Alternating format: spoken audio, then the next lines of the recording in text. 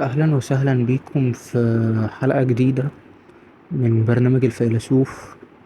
والنهاردة الحقيقة حبينا نتكلم عن حد مختلف جدا، مفكر جدا جدا، مبدع في الأدب بشكل كبير جدا. فخلينا بقى النهاردة نخوض في رحلة ممتعة جوه عالم نجيب محفوظ الأديب المصري العظيم، ونستكشف مع بعض أهم الأفكار الفلسفية اللي جسدها في رواياته. استعدوا للحلقة، دي هتكون رحلة عميقة وفلسفة حقيقي ممتعة. بس في الأول ما تنساش تعمل شير ولايك وسبسكرايب للقناة، ويلا بينا نخش في الحلقة على طول. لمحة عن نجيب محفوظ. قبل ما ندخل في الأفكار الفلسفية لازم ندي لمحة سريعة عن حياة نجيب محفوظ. نجيب محفوظ اتولد في حي الجمالية بالقاهرة سنة 1911. بدأ يكتب في وقت صغير جدا، وتخرج من كلية الآداب قسم فلسفة. أعماله الأدبية الأولى كانت قصص قصيرة، لكن شهرته الحقيقية بدأت مع روايته الأولى عبث الأقدار سنة 1939. نجيب محفوظ كتب أكتر من 30 رواية والعديد من القصص القصيرة. أخد جايزة نوبل في الأدب سنة 1988، وكان أول كاتب عربي يحصل على الجايزة دي. الصراع بين القديم والجديد. نبدأ بأول فكرة فلسفية، وهي الصراع بين القديم والجديد في الثلاثية بين القصرين، قصر الشوق والسكرية. نجيب محفوظ بيعرض التحولات اللي حصلت في المجتمع المصري من خلال عيلة السيد أحمد عبد الجواد.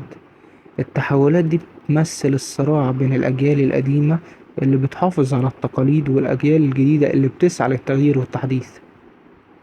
شخصيات بقى كتير زي كمال ابن السيد أحمد بتمثل الجيل الجديد اللي بيحاول يلاقي مكانه في المجتمع اللي بيتغير بسرعة شديدة جدا. العدالة الاجتماعية.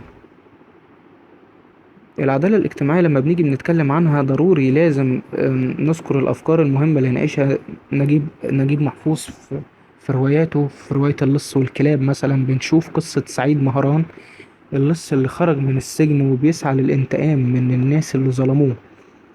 الرواية بتعرض الفارق الكبير بين الأغنياء والفقراء والظلم الاجتماعي اللي بيعيش فيه البطل.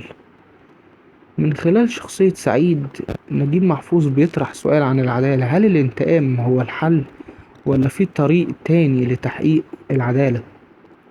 الحرية والإرادة. في رواية أولاد حارتنا نجيب محفوظ بيناقش فكرة مهمة جدا، وهي فكرة الحرية والإرادة. الرواية بتمثل قصة الإنسانية من بداية الخليقة لحد العصر الحديث، وبتتكلم عن الحرية وقدرة الإنسان على تحقيق إرادته.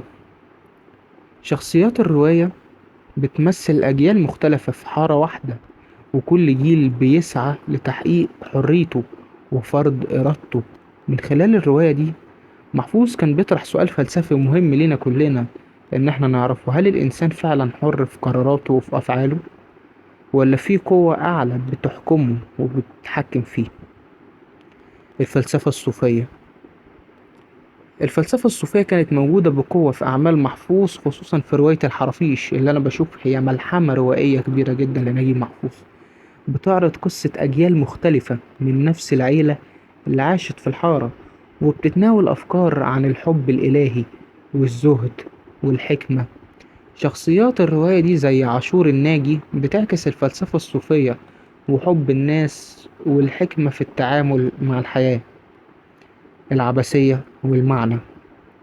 فكرة العبثية والبحث عن المعنى. الحياة كانت حاضرة بقوة في رواية الشحات.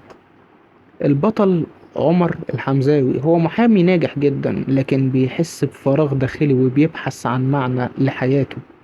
الرواية بتناقش شعور الإنسان بالعبثية والفراغ والبحث المستمر عن الهدف في الحياة، وهي من أكتر الروايات اللي بتعكس فلسفة نجيب محفوظ بعمق الحقيقة. الدين والعلم.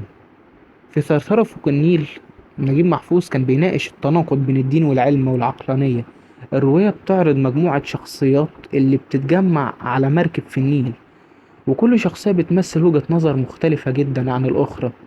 نجيب محفوظ في الرواية في الفيلم ده كان بيطرح سؤال عن كيفية التوفيق بين الدين والعلم في حياتنا اليومية، وهل العقلانية ممكن تكون حل للصراعات اللي بنعيشها ولا لأ.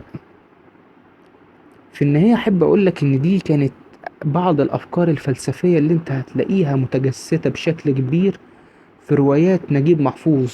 نجيب محفوظ مش بس كان كاتب مبدع يا جماعة، لكنه كان فيلسوف عميق بيعبر عن أفكار بتلمسنا كلنا. في النهاية أحب أقول لك أتمنى تكون استفدت من الحلقة واستمتعت. في الآخر ما تنساش لو الحلقة عجبتك تعمل شير ولايك وسبسكرايب للقناة، وأشوفكم في فيديو جديد من برنامج الفيلسوف. سلام.